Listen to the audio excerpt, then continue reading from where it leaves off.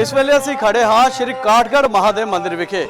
ये मंदिर पठानकोट तो करीब 25 किलोमीटर की दूरी ते है अते कहा जाता है कि इस मंदिर का निर्माण महाराणा रणजीत सिंह ने करवाया सी। सानू बहुत वधिया फील हो रहा जी।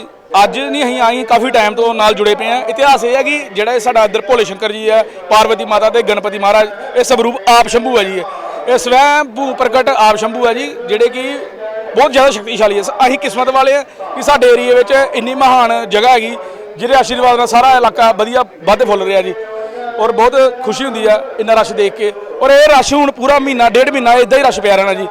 और जे संगतां ने आना तो कम से कम सवेरे तड़के 2:30-3 बजे आओ, तां करके तुहानूं सही टाइम दर्शन होने हैं। नहीं तो जे लेट आओगे तो काफ़ी ज़्यादा रश पैना इत्थे। सानू भाजी काफ़ी टाइम हो चुका है, सौन महीने का असीं रोज़ आने हैं भाजी। हाँ जी, हर सोमवार आईदा। हुण देख लो सोमवार कितना रश, काफ़ी रश है। सवेरे असीं 2 बजे घरों चले हैं जी। हाँ जी, तो आरती वेले असीं अंदर होने हैं भाजी। ये महादेव काठगढ़ महादेव का मंदिर है, स्वयंभू। बोलते हैं कि जब सतयुग में ब्रह्मा विष्णु जी का आपस में बड़पन के तौर पर विवाद हुआ था, तो उस टाइम जहाँ पर भगवान शंकर एक स्तंभ के रूप में प्रकट हुए थे और इस स्तंभ से आवाज़ आया कि जो इसके मूल भाग का और ऊपर के भाग का जो पता लगाएगा वही सबसे बड़ा कहलाएगा। तो बोलते हैं कि ब्रह्मा जी आकाशमंडल चले गए, विष्णु जी पताल में चले गए, हजारों वर्षों तक इस घूमते रहे मगर इसका कोई भी पता नहीं चला।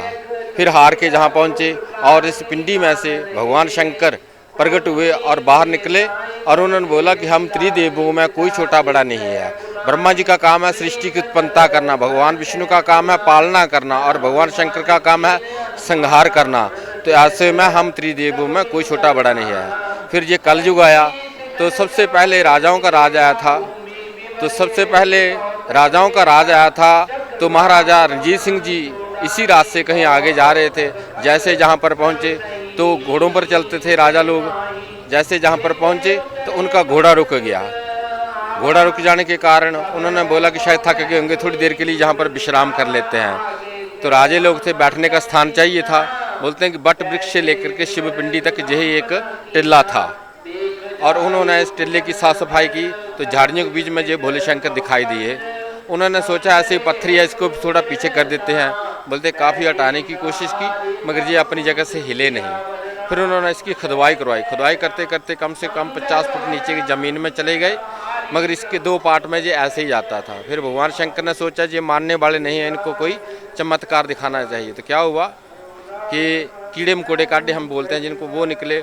जो भी आदमी इसमें काम करते थे, जिस किसी को भी वो डंग लगाते थे वो ऐसे बेहोश हो जाए, घायल हो जाए। तो राजा को ज़्यादा शक वो ना, उन्होंने फिर अपने राज पंडित पुरोहित जी को बुलवाया।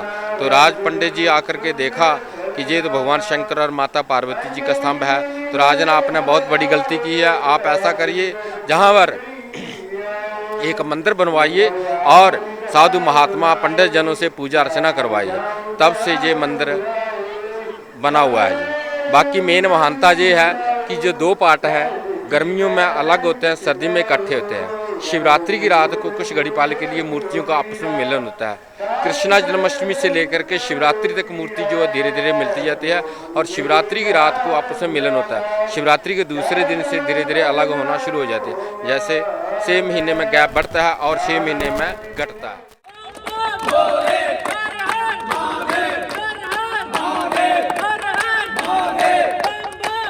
ਤੁਸੀਂ ਦੇਖਿਆ ਕਿ ਕਿਵੇਂ ਸ਼ਰਧਾਲੂਆਂ ਦੀ ਇਸ ਮੰਦਿਰ ਨੂੰ ਲੈ ਕੇ ਆਸਥਾ ਬੜੀ ਹੋਈ ਹੈ ਅਤੇ ਕਿਹਾ ਜਾਂਦਾ ਹੈ ਕਿ ਸ਼ਿਵਰਾਤਰੀ ਅਤੇ ਸਾਵਣ ਦੇ ਮਹੀਨੇ ਵਿੱਚ ਇੱਥੇ ਭਾਰੀ ਇਕੱਠ ਹੁੰਦਾ ਹੈ। ਕੈਮਰਾ ਪਰਸਨ ਨਿਤਨ ਦੇ ਨਾਲ ਜਤਿੰਦਰ ਮੋਹਨ, ਨਿਊਜ਼ 18 ਨੈਟਵਰਕ।